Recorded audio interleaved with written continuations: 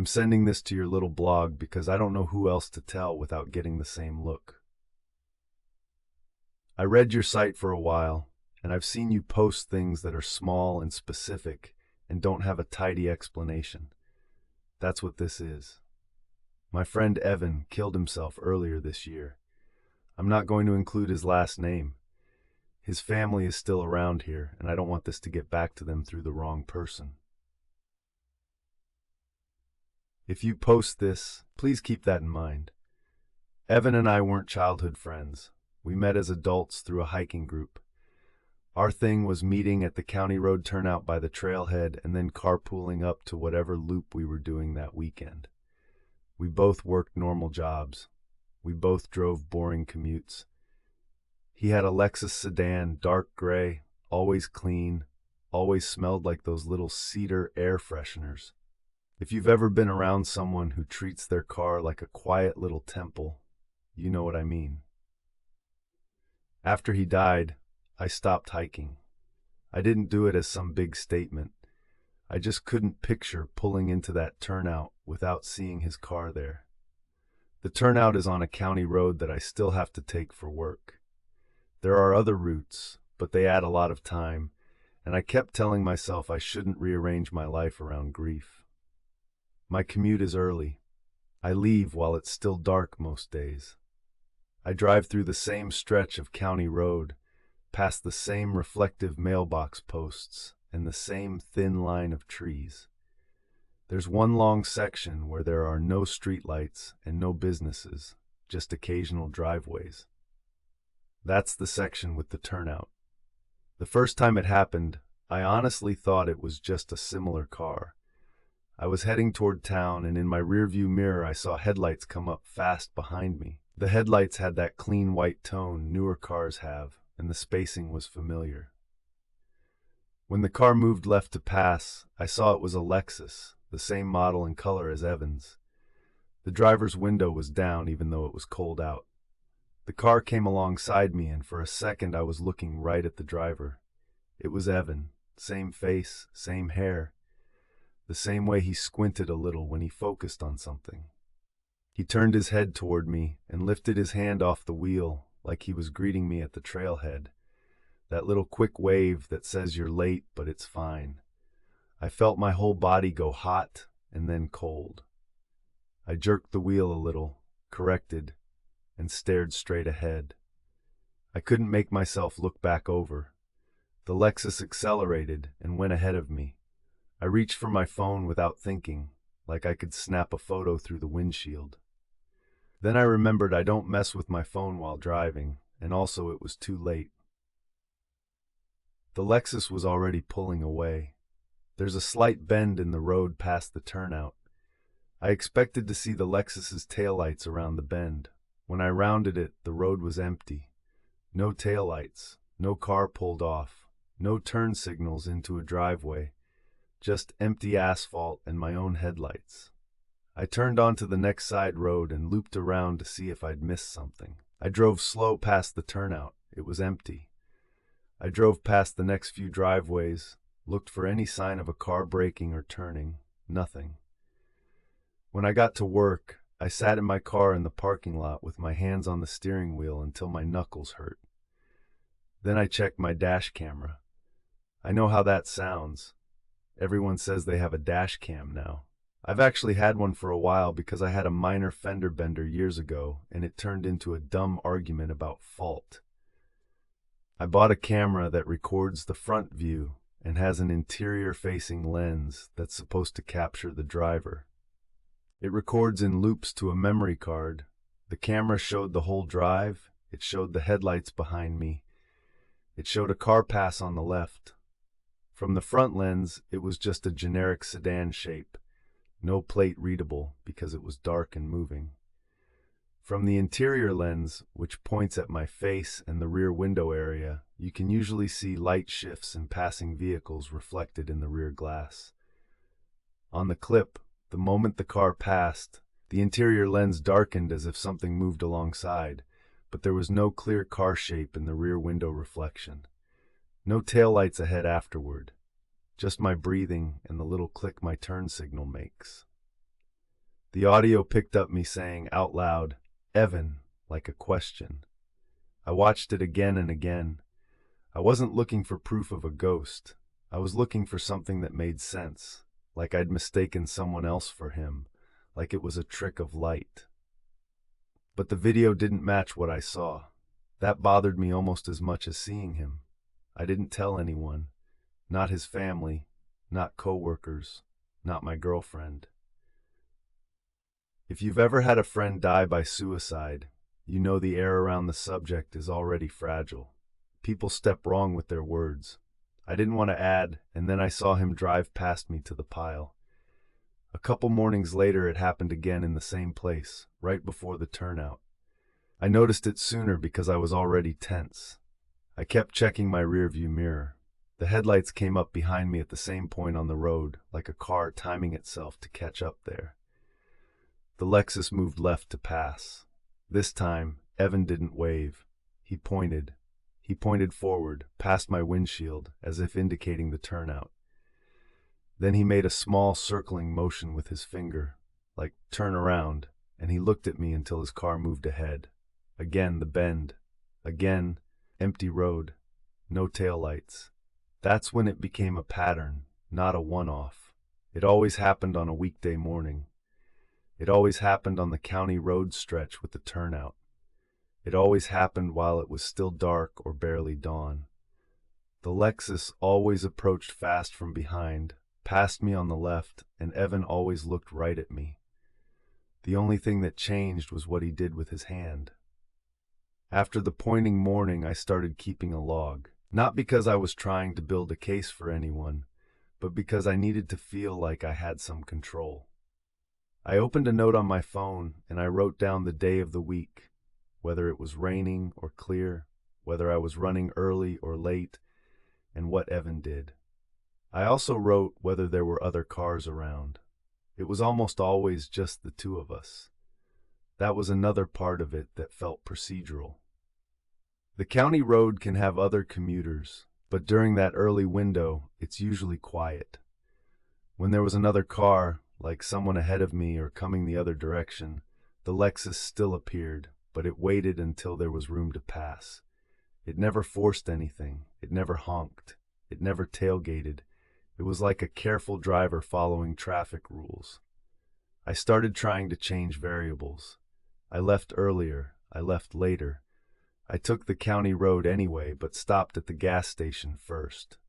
I slowed down before the turnout. I sped up. The Lexus still found me. One morning I pulled off into a driveway entrance before the turnout and turned my lights off. Just sat there with my engine running. I was thinking, if the Lexus is scheduled to pass me at a point on the road, maybe it won't if I'm not moving. The headlights still came. They swept across my windshield as the Lexus went by on the main road. Evan's face turned toward me as he passed the driveway entrance. The car didn't slow, he didn't wave, he tapped his fingers on the top of the steering wheel like he was impatient, and then he pointed again toward the turnout. It didn't matter if I was in the lane or not. It didn't matter if I was moving. I tried to get proof in other ways. I set my phone to record video from a mount on my windshield aimed toward the driver's side window.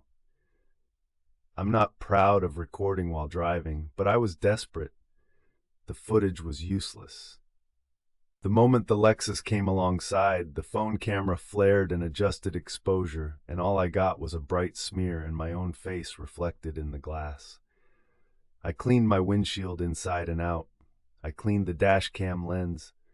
I checked the settings. Nothing changed. The Lexus was always clearer to my eyes than it ever was to the devices. A week into this, Evan's gestures changed from just pointing to something more specific. He would lift his hand and make the call me sign, thumb to ear and pinky to mouth. Then he would point at the turnout. Then he would hold up one finger. I know this breaks your number rule if I were to write it as a digit, so I'm spelling it out. He held up a single finger. I took it as once, like stop there once, or one thing, like he was trying to tell me something. I didn't know, but the repetition made it feel like instructions, I did not want to stop at that turnout. It is a stupid little patch of gravel with a wooden post sign for the trail. I had stood there with Evan and talked about nothing and everything. I could not imagine pulling in there alone, in the dark, with my friend dead and apparently driving past me. But the commute started getting unbearable. Every morning became a countdown to that stretch of road. I would be tense before I even left my apartment. I'd check my mirrors in the parking garage.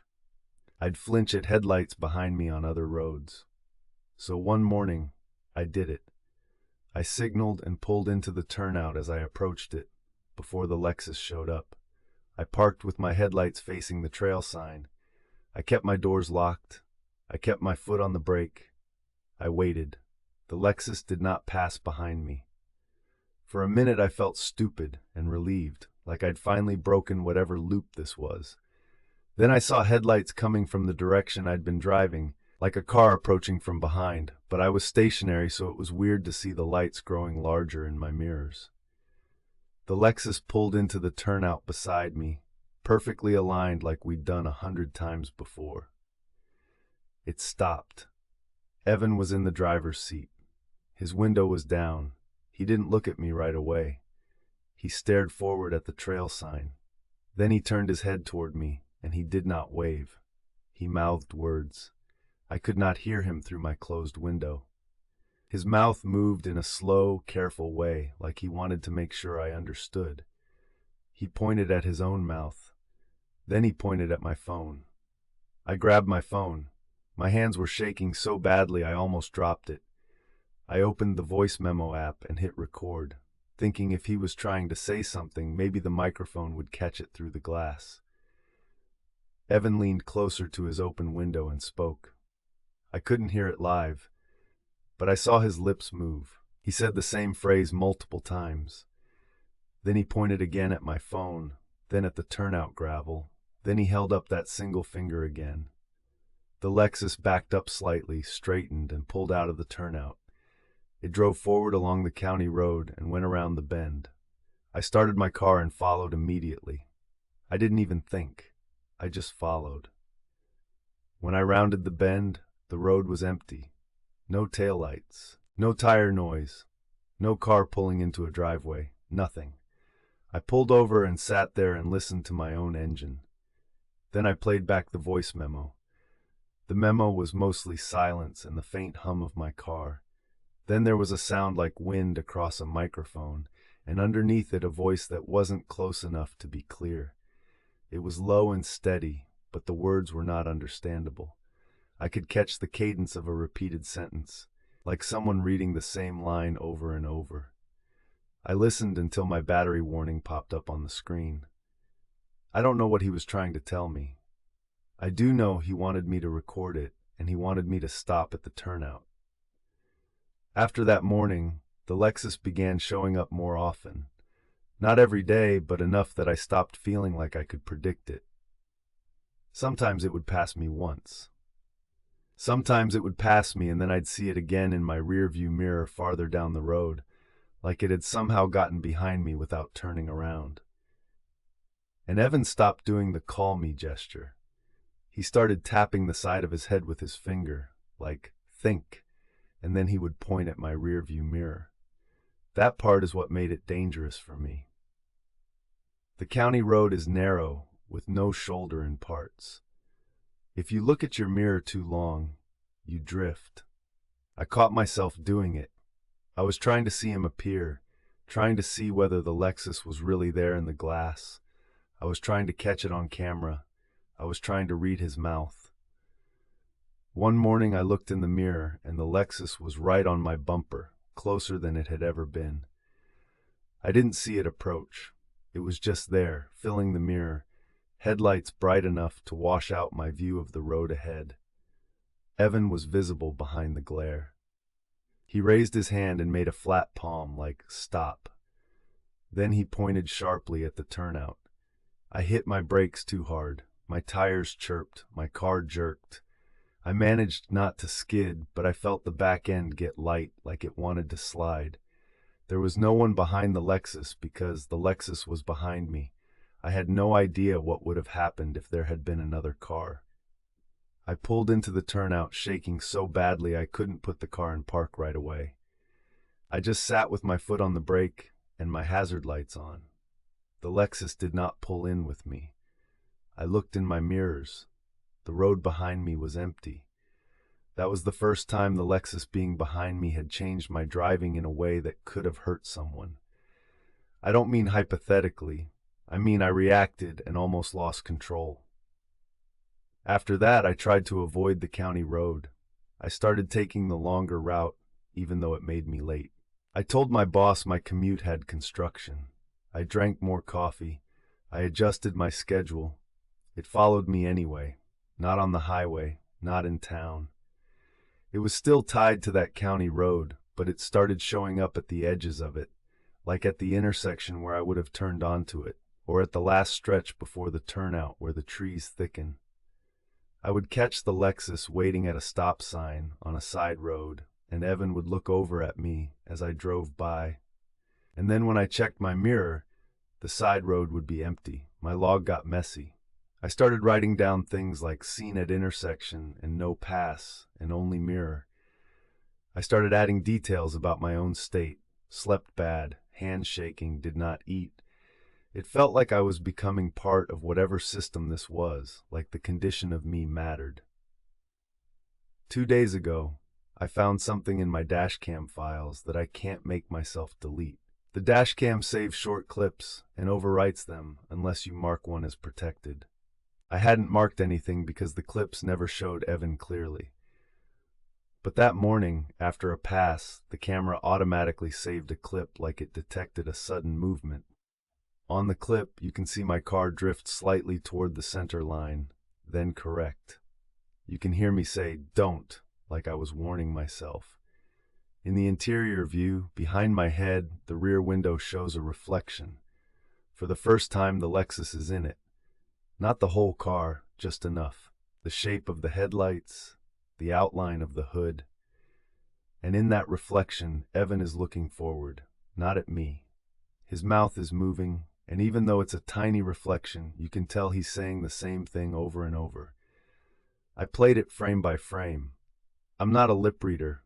I can't swear to the words, but I can swear he is repeating a set phrase, like a message that has to be delivered on a schedule. Last night I went through our old texts. I was looking for anything that would connect to the turnout, like an inside joke, a plan, a date I missed. I didn't find anything useful. What I did find was that the last message he ever sent me, weeks before he died, was him asking if we were still hiking that weekend. I never replied. I was busy, and I forgot, and then it was too late.